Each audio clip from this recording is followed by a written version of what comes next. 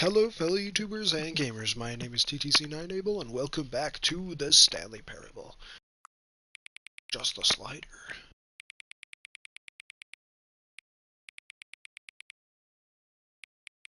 So the computer is just barely visible.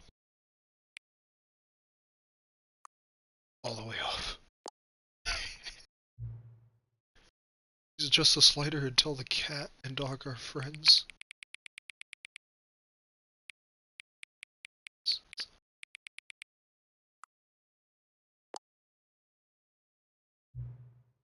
Is it just a slider until the number 5 becomes the number 9? Wait.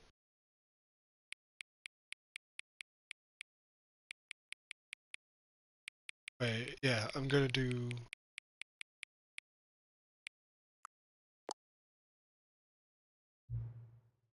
Is it just a slider until you stop adjusting the slider?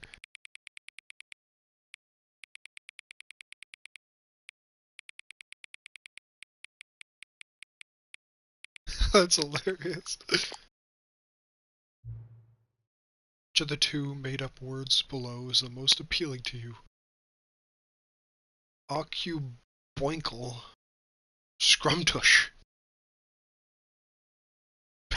Yeah,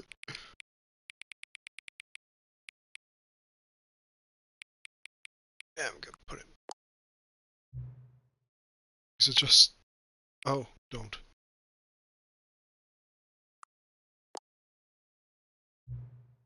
Do you know what time it is right now?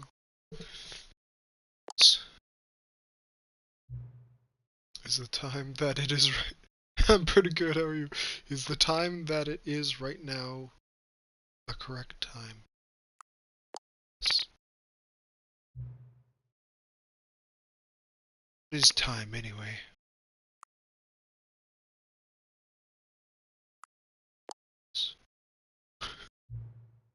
Is there anything about yourself you haven't told me?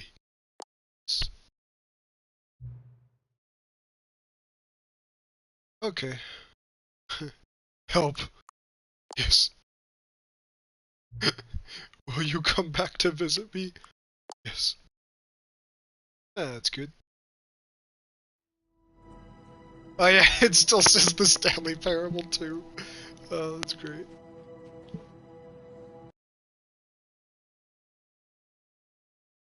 Okay, I'm gonna ignore the bucket. This is the story of a man named Stanley. Skipped. All of his co-workers were gone. What could it mean? Stanley decided to go to the meeting room. Perhaps he had simply missed a memo. Oh yeah, I need to find door number 430. I have to click on it 5 times apparently. One of the trophies.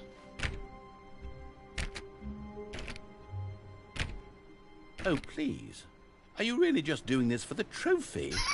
Click the door 5 times? Is that all you think a trophy is worth? No.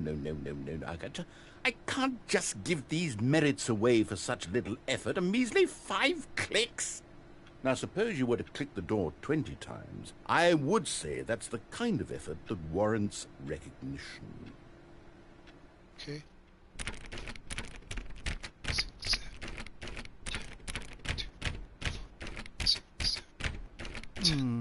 I have to say, I'm still not feeling the satisfaction of witnessing true effort for a noble cause. Perhaps 50 clicks will do it. Yes, almost certainly 50 clicks.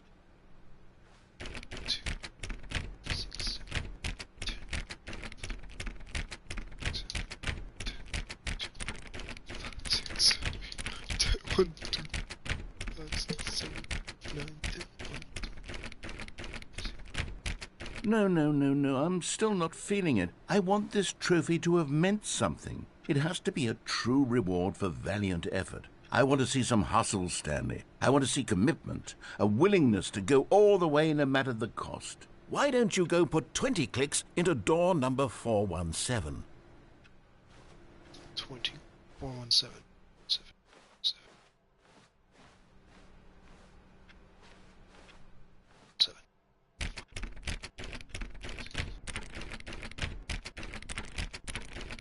Oh, great. Now, go click a few times on door 437.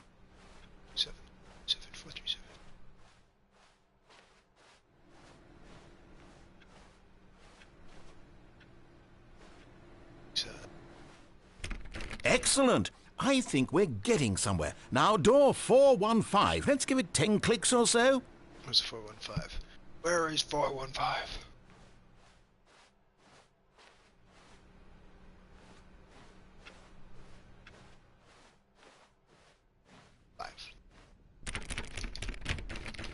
Now, back to door number 437.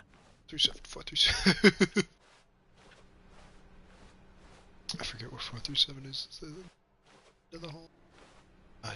Let's see. How about you click on, well, I don't know, the copy machine? All right, back to room 417. I'm really feeling it now. I think we're getting somewhere. 417.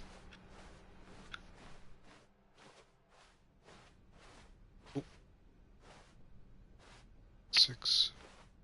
Okay, now go climb on employee 419's desk.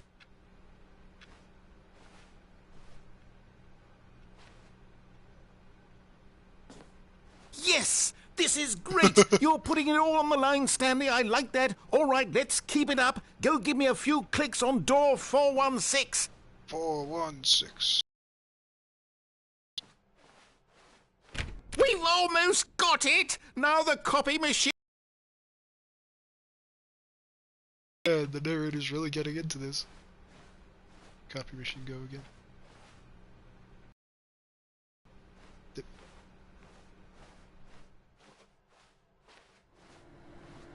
Finish it off, Stanley! 430! Yes! Yeah! We did it! Thank you, narrator. Alright, time to go down those stairs.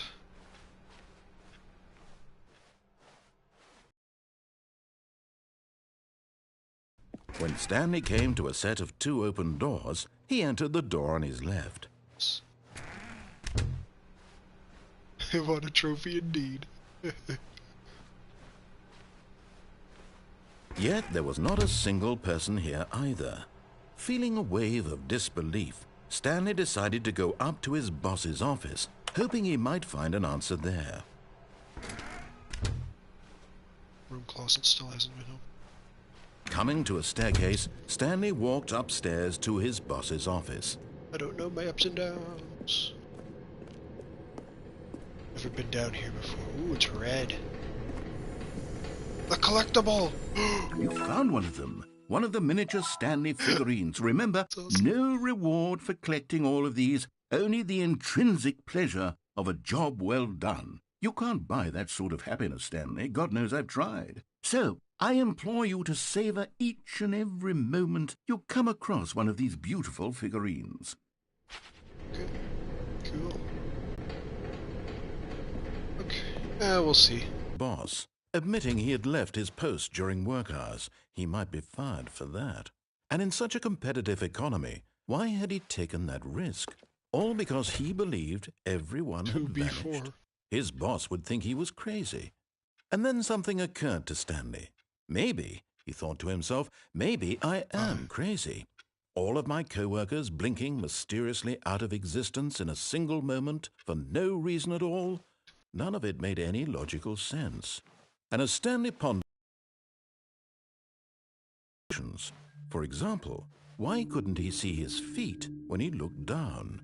Why did doors close automatically behind him wherever he went? And for that matter, these rooms were starting to look pretty familiar. Were they simply repeating?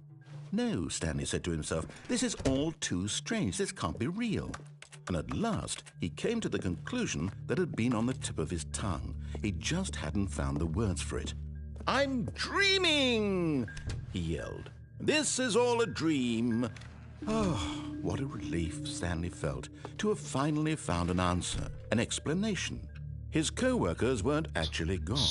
He wasn't going to lose his job. He wasn't crazy after all. And he thought to himself, I suppose I'll wake up soon. I'll have to go back to my boring real-life job pushing buttons or flying, and began to gently float above the ground. Then he imagined himself soaring through space on a magical starfield, and it too appeared. It was so much fun, and Stanley marveled that he had still not woken up. How was he remaining so lucid? And then perhaps the strangest question of them all entered Stanley's head. One he was amazed he hadn't asked himself sooner. Why is there a voice in my head dictating everything that I'm doing and thinking? Huh. Now the voice was describing itself being considered by Stanley, who found it particularly strange. I'm dreaming about a voice describing me, thinking about how it's describing my thoughts, he thought. And while he thought it all very odd and wondered if this voice spoke to all people in their dreams, the truth was that, of course, this was not a dream. How could it be? Was Stanley simply deceiving himself, believing that if he's asleep, he doesn't have to take responsibility for himself? Stanley is as awake right now as he's ever been in his life. Now, hearing the voice speak these words was quite a shock to Stanley. After all, he knew for certain, beyond a doubt, that this was in fact a dream. Did the voice not see him float and make the magical stars just a moment ago? How else would the voice explain all that? This voice was a part of himself too. Surely, if he could just... He would prove it. He would prove that he was in control, that this was a dream. So he closed his eyes gently, and he invited himself to wake up. He felt the cool weight of the blanket on his skin, the press of the mattress on his back, the fresh air of the world outside this one. Let me wake up, he thought to himself. I'm through with this dream. I wish it to be over. Let me go back to my job. Let me continue pushing the buttons. Please, it's all I want. I want my apartment and my wife and my job. All I want is my life exactly the way it's always been. My life is normal. I am normal. I am okay.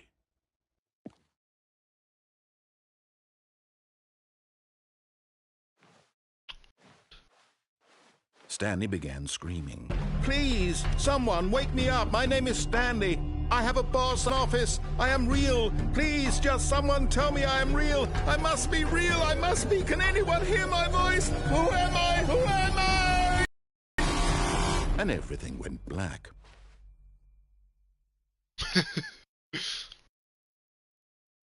This is the story of a woman named Mariella. Who's Mariella? Mariella woke up on a day like any other. She arose, got dressed, gathered her belongings, and walked to her place of work. But on this particular day, her walk was interrupted by the body of a man who had stumbled through town talking and screaming to himself, and then collapsed dead on the sidewalk. And although she would soon turn to go call for an ambulance, for just a few brief moments, she considered the strange man. He was obviously crazy. This much she knew. Everyone knows what crazy people look like. And in that moment, she thought to herself how lucky she was to be normal. I am sane. I am in control of my mind. I know what is real and what isn't. It was comforting to think this, and in a certain way, seeing this man made her feel better. But then she remembered the meeting she had scheduled for that day, the very important people whose impressions of her would affect her career, and by extension, the rest of her life. She had no time for this, so it was only a moment that she stood there, staring down at the body. And then she turned and ran.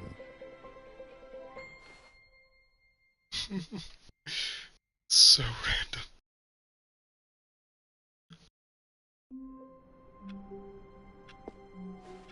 All of his co-workers were gone.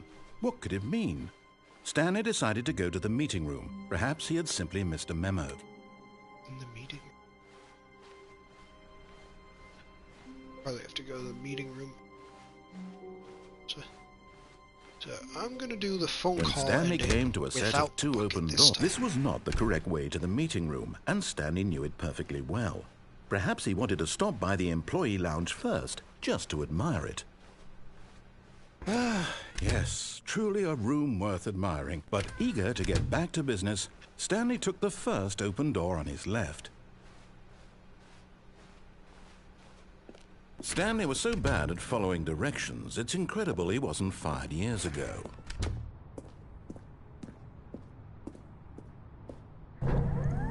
Look, Stanley, I think perhaps we've gotten Wait, off on the wrong foot figurines here. over there. I'm not your enemy, really, I'm not.